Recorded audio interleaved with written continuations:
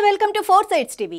గత పార్లమెంట్ ఎన్నికలలో BRS party తరపున పోటీ చేసి 50,000 పైచిలకు ఓట్లతో బీజేపీ అభ్యర్థి చేతిలో ఓటమి చవిచూసిన గడ్డం నగేష్ ప్రస్తుతం బీజేపీ తీర్థం పుచ్చుకొని ఆదిలాబాద్ పార్లమెంటు స్థానం నుండి బరిలో నిలిచాడు। మరోవైపు ఆదిలాబాద్ పార్లమెంటు స్థానాన్ని ఎలాగైనా కైవసం చేసుకోవాలని అటు కాంగ్రెస్ పార్టీతో పాటు ఇటు బీఆర్ఎస్ పార్టీ సైతం ముమ్మర ప్రయత్నాలు చేస్తున్నాయి।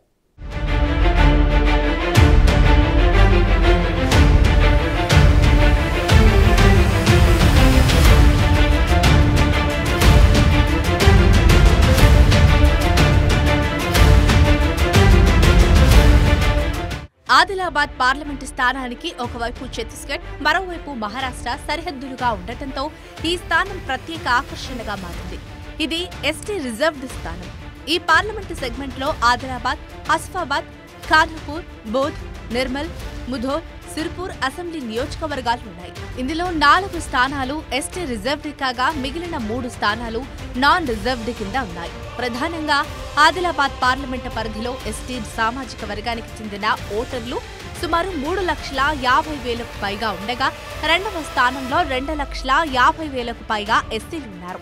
దీనికి తోడు ముస్లిం జనాభా 2 లక్షల పైనే ఉండటంతో ఈ నియోజకవర్గంలో అన్ని పార్టీలో తమదైన శైలిలో హోరాహోరీగా ప్రచారాన్ని కొనసాగిస్తున్నాయి।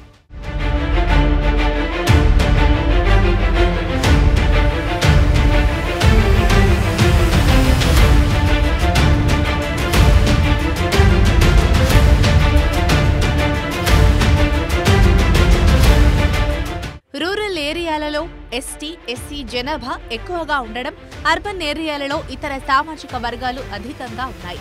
అందుకే ఇక్కడ అభ్యర్థి గెలుపోటములు ఓటింగ్ శాతంపైనే ఆధారపడుతున్నాయి। దేశం మొత్తం మీద ఈసారి ఎన్నికలలో ముస్లిం ఓటర్ల నిర్ణయం ప్రభావితం చేయనుండటంతో ఆదిలాబాద్ పార్లమెంటు సెగ్మెంటులో ఉన్న దాదాపు 2 లక్షల మంది ఓటర్లను పార్టీలు ప్రసన్నం చేసుకునే పనిలో ఉన్నాయి। గత ఎన్నికలలో బీజేపీ అభ్యర్థి సోయం బాపురావుకు 3,70,000కు పైగా మెజారిటీ వచ్చింది। గత ఎన్నికలలో బీఆర్ఎస్ తరఫున పోటీ చేసిన ప్రస్తుత బీజేపీ అభ్యర్థి గడ్డం నరేష్ కు 3,18,000 ఓట్లతో 2వ స్థానంలో నిలిచాడు।